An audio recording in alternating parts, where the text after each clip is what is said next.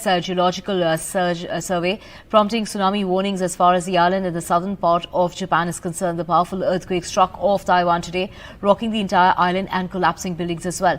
Now, the quake's epicenter is located about 18 kilometers south of the city of Hualien.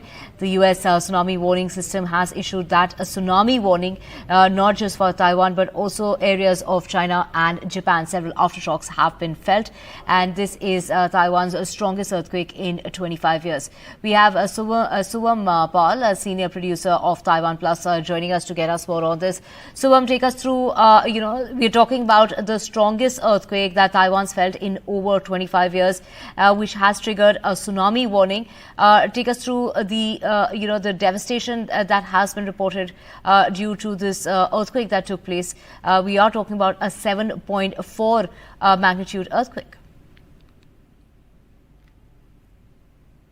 Yes, I'm currently in Taipei, and this morning at 7:58, around 8 a.m. in the morning, we felt the tremor, and it was massive. And as you mentioned, it's I think the most, I would say the tremor-wise, it's one of the strongest earthquakes in the history of Taiwan. 25 years ago, in 1999, September, there was a massive earthquake where many people died. But over the last 2 decades, Taiwan's they have kind of set up a lot of emergency procedures, and they're one of the best in the world. So that's why the tremor was 7.2 as per the Taiwan government's response. They call it Central Weather Administration. So as per Central Weather Administration, it's 7.2.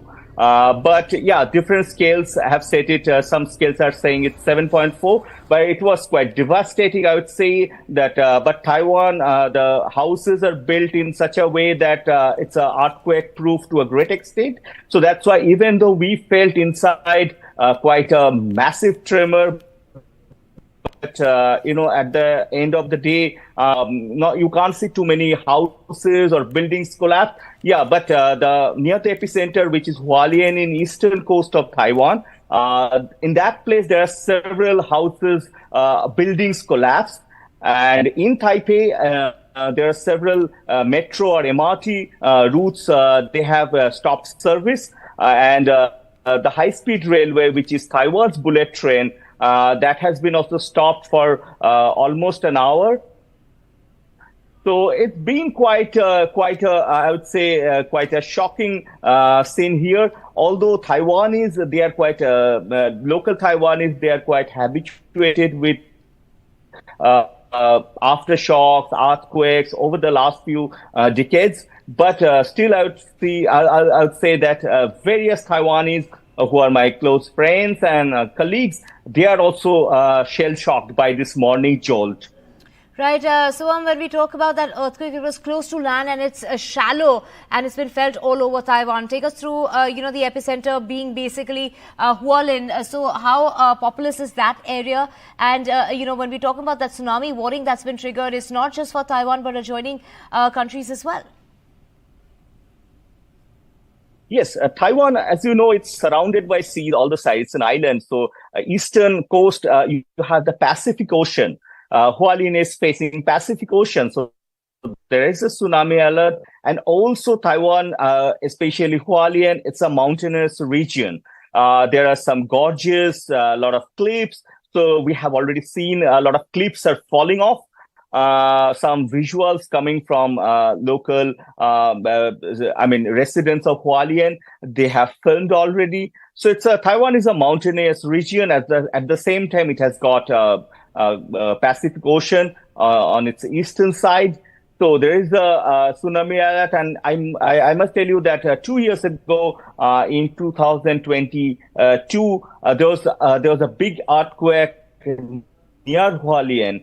At that time, rail tracks were uprooted and some people died. But as I say, Taiwan's disaster response system, disaster response management is quite strong and resilient because like Japan, so they are quite well prepared for these sort of earthquakes. Even the building materials which are used to make construct buildings are also earthquake proof. So I think Right. because of that reason, it's quite, I would say the devastation may not be as high as we may think. But yeah, it was shocking early in the morning, getting the jolt, feeling the jolt. Subham, when you did mention in September of 1999 when that 7.6 magnitude earthquake hit Taiwan, killing 2,400 people, destroying 5,000 buildings. In comparison to that, I mean, of course, we don't have the exact figures yet, but what are the initial reports suggesting? What kind of damage and casualties have been reported? See, so far there has been no casualties reported by the authorities, administration, and the government. And at 10 o'clock local time, Taiwan time, which is 2.5 hours ahead of India, the president of Taiwan, Tsai Ing-wen, is going to address the media. And there will be also other, like the military, Taiwan's military department, they are also holding a press conference. So throughout the day, we may see several, media conferences where we may get a lot of data and figures and statistics related to this earthquake. But I can tell you, after the earthquake, I have already felt 6 to 7 aftershocks. So this time, I mean, it's unprecedented. I would say even my Taiwanese friends and other people, colleagues, they are also telling me this is unprecedented, one of the strongest. And as you mentioned, 921, which was in 1999, 21st September, that was one of the strongest and most devastating earthquake in the history of Taiwan. The epicenter.